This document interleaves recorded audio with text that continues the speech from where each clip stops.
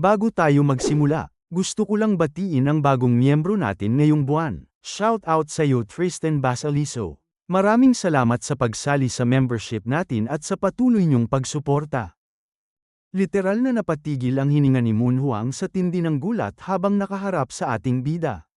Mabilis niyang hinawakan ang kanyang espada at binunot para atakihin ang ating bida gamit ang isang vertical air slash. Wika ni Moon Huang, ang lakas ng loob mo. Bumitaw ang ating bida na si Sorayang ng isang hampas ng kanyang espada pababa sa ere para gumawa ng sariling air slash. Yanig ang buong Yangtze River nang magsalpukan ang kanilang mga atake at lumikha ng isang dambuhalang pagsabog. Napilitang takpan ni Moon Huang at ng kanyang mga tauhan ang kanilang mga mukha dahil sa tindi ng pressure ng hangin na humahagupit sa kanila. Kok, daing ni Moon Huang habang nanlilisik ang kanyang mga mata sa tindi ng shock. Sabi niya sa kanyang isip, naglaho ang blade aura. Napakalupit na presensya. Dahan-daang tumapak ang ating bida sa dulo ng barko habang pinagmamasdan ang kabuuan ng Silent Wind Squad.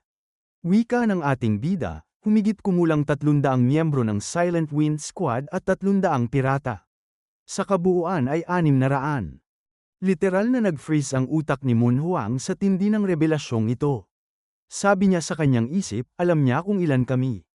Binitawan ng ating bida ang kanyang matikas na obserbasyon tungkol sa kanilang hukbo. Wika ni Sorayang, mukhang ang kabuuan ng Silent Wind Squad ay narito sa barko. Dagdag pa ang 2 barkong sumusunod sa atin mula sa magkabilang panig, napakaraming tao niyan para harapin. Hinarap siya ni Moon Huang nang may matalim na hinala habang binalot sila ng dambuhalang tensyon. Wika ni Moon Huang, siguradong nakaramdam ako ng demonic energy sa gitna ng hamog na yun. Ikaw ba ay mula sa demonic cult? Isang napakalupit na kumpirmasyon ang isinagot ni Sorayang sa harap ng lahat. Wika ng ating bida, nahuli mo ang demonic energy na inilabas ko ng sandali lang bago ang Resilient Calamity Blade Technique. Hindi masama, ikaw ba ang leader ng Silent Wind Squad? Bulungan agad ang mga crew habang nanginginig sa tindi ng takot at pighati nang marinig ang salitang demonic. Isang demonic martial artist, sigaw ng isa. Gumagamit ang mga taong yun ng mga sakripisyong pantao at kinakain ang mga puso ng mga tao, dagdag pa ng isa habang binalot ng dambuhalang hilakbot. Nabalitaan ko na sila ay mga halimaw na may sungay, pero ang lalaking ito ay mukhang tao lang katulad ng iba, usisa ng iba sa gitna ng kaguluhan. Bumanat ang ating bida nang may napakakalmadong tono para barahin ang kanilang mga hangal na haka-haka. Wika ni Sorayang, talagang pinatutunayan niyo ang inyong stereotype na pagiging tanga. Sinasabi niyo lang talaga ang anumang pumasok sa isip niyo, ha? Mukhang ang tapatan sa pagitan ng Grim Reaper at ng Silent Wind Squad ay pormal ng uukit ng isang madugong kasaysayan sa ibabaw ng nagyayelong tubig ng Yangtze River. Hinarap ni Sagok ang ating bida nang may nanlilisik na mga mata at binitawan ang isang napakalupit na pang-iinsulto. Wika ni Sagok, kung ganun, isang maduming demonic cult member ang kumidnap sa second wife. Ikaw na bastardo ka, dapat ay nanatili ka na lang sa iyong lupain na parang mga daga. Ang lakas ng loob mong. Biglang may lumitaw na liwanag mula sa kanyang balikat. Sa isang pikit mata, literal na naputol ang kanyang braso at bumagsak sa sahig. Napakasakit na pighati ang naramdaman ni Sagok habang sumisigaw sa tindi ng hirap. Sigaw ni Sagok, ang braso ko. Stronghold leader. Sigaw ng kanyang mga tauhan sa tindi ng gulat. Hinarap sila ng ating bida na si Sorayang nang may napakakalmadong tono habang binalot sila ng dambuhalang presensya. Wika ng ating bida, napakaingay mo para sa isang hamak na pirata. Ginugulo mo kami dahil natatakot ka sa Steel Blood Fortress? Tapos na ang 36 na Yangtze River strongholds. Lumingon si Moon Huang sa kanyang likuran at binitawan ang kanyang utos na yayanig sa buong barko. Sigaw ni Moon Huang, Silent Wind Squad, atake. Patayin siya. Sabay-sabay na dinaluhong ng mga tao ang ating bida. Inobserbahan sila ni Sorayang at sa isang iglap, winasiwas niya ang lahat habang mabilis na sumusugod pasulong. Sabi ni Moon Huang sa kanyang isip habang nanginginig sa tindi ng pagkamangha, napakabilis niya. Ang kanyang footwork ay higit pa sa anumang naisip ko. Bumanat muli ang leader para sa isang mas seryosong pag-atake. Wika ni Moon Huang, Silent Wind Squad, magtulungan kayo. Pumila ang kanyang mga tauhan at sabay-sabay na winasiwas ang kanilang mga espada sa hangin para lumikha ng mga air slashes. Ang mga atake ay mabilis na gumalaw patungo sa ating bida. Literal na napatigil ang hininga ni Sorayang sa gulat. Sabi ng ating bida sa kanyang isip habang sinusuri ang sining ng kalaban, ang ganitong uri ng atake ay may mataas na panganib na makasakit sa kanilang sariling mga kakampi sa isang maliit na espasyo na tulad nito. Pero na-target nila ako ng may perpektong katumpakan. Yanig ang buong barko nang sumabog ang isang dambuhalang explosion. Binalot ng makapal na usok ang paligid. Wika ng ating bida, gaya ng inaasahan mula sa isang elite squad ng Steel Blood Fortress. Hinaranggan ito ng ating bida gamit lamang ang kanyang isang kamay at ang kanyang chi. Hindi masama, dagdag pa niya ng may napakakalmadong tono. Sabi ni Moon Huang sa kanyang isip habang nanlilisik ang mga mata sa tindi ng hilakbot, ano? Inalis niya ang blade aura gamit lamang ang kanyang kamay. Paano?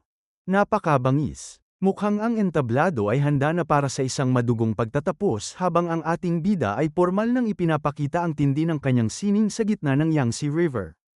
Umalingaw-ngaw ang sigaw ni Sagok habang nanlilisik ang kanyang mga mata sa ating bida. Wika ni Sagok, ikaw na bastardo ka. Anong klaseng masamang salamangka ang ginagamit mo? Isa ka lang panatiko, mas masahol pa sa hayop.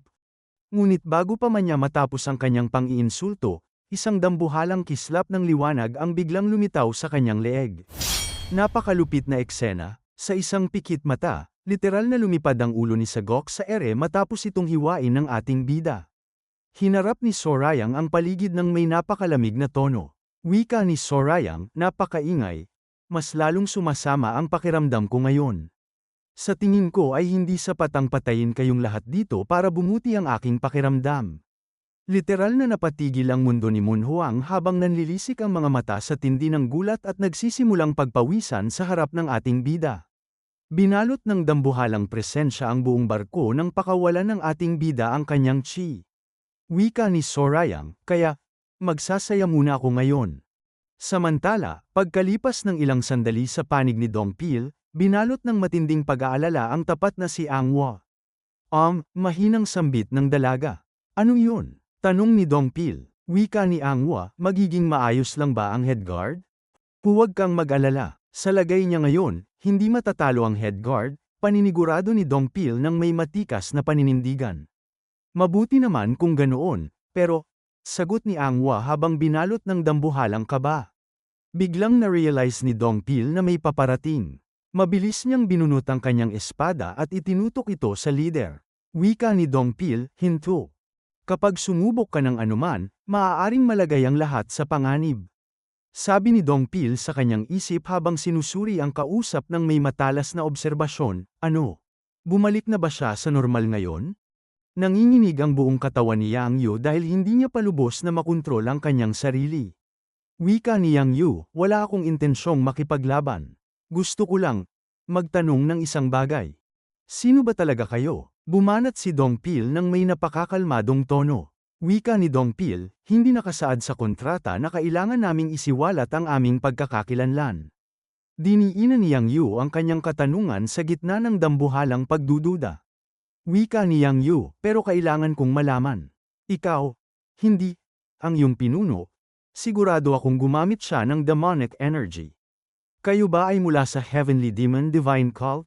Huwag mo nang subukan na alamin ng masyadong maraming bagay, pinal na hirit ni Dongpil.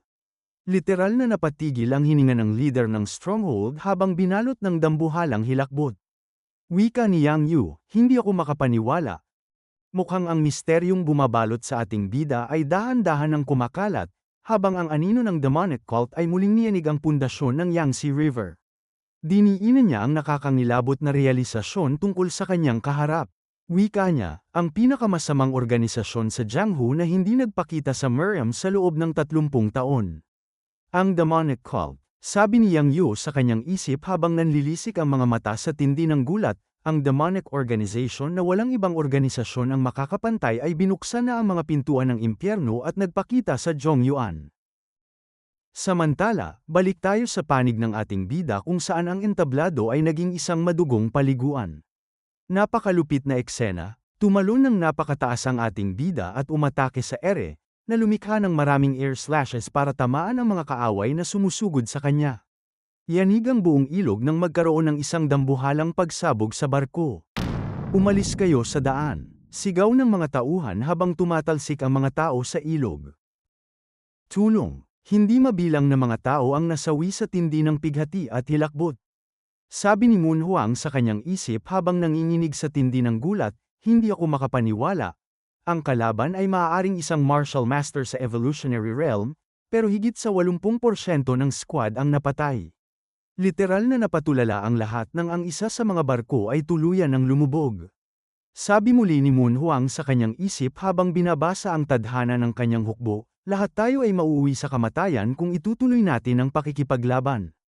Dito na binitawan ng leader ang kanyang desperadong utos. Wika ni Moon Huang, Vice Stronghold Leader. Ihanda ang mga kanyan. Hindi natin pwedeng paputukin ang mga kanyan. Mayroon pa tayong mga kakampi na natitira sa barkong yon, mabilis na pagtutol ng Vice Stronghold Leader. Ngunit hindi na nagpaawat si Moon Huang. Wika niya, pupunta ako sa barkong yon at iko-corner ang bastardo, kaya gawin niyo na lang ang sinabi ko. Bumanat ang ating bida nang may napakakalmadong tono habang patuloy sa pagpatay at pagpugot sa mga ulo ng bawat kaaway na kanyang makasagupa. Sabi ng ating bida sa kanyang isip habang sinusuri ang kanyang natitirang lakas, "Phew! May mga 50 na lang ba ang natitira ngayon? Marami na akong nagamit na internal energy. Mas mabuting tapusin ko na ito ng mabilis." Ngunit sa mismong segundo na yun, napansin ng ating bida na may paparating.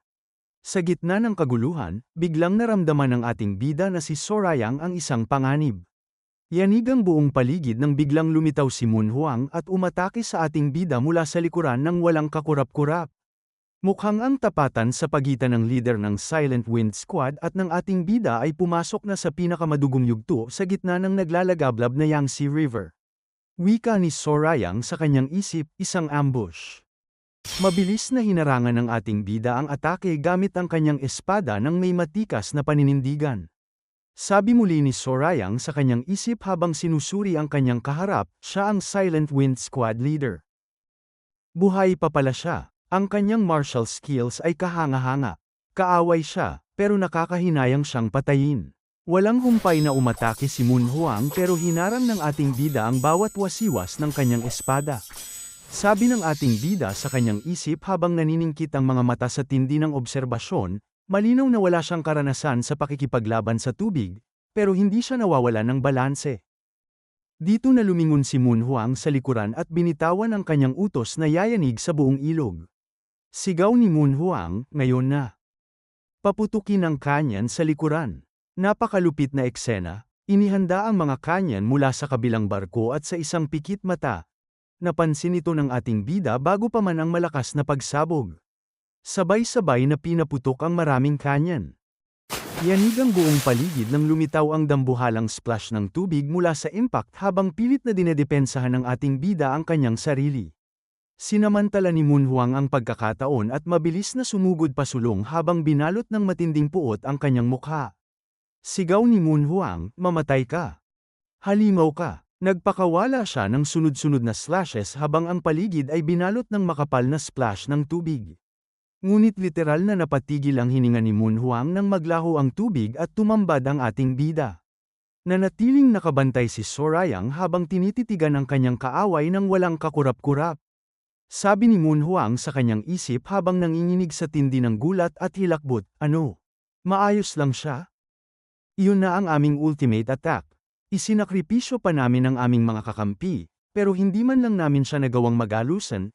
Siya ba ay isang tao na hinding-hindi namin matatalo gamit lang ang isang squad at ilang daang pirata?